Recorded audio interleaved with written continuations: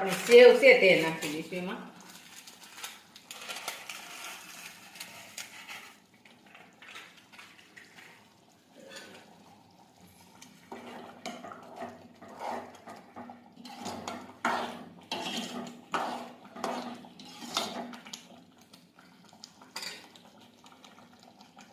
થોડીક વાર ઉકળવા દઈશું આપણે. હવે આપણું શાક છે એ સડી ગયું છે. હવે આપણે ગેસ છે તે બંધ કરી દઈશું.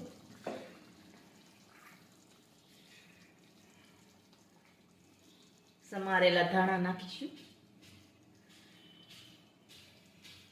તો તૈયાર છે આપણી દેશી ટમેટી સેવનું શાક.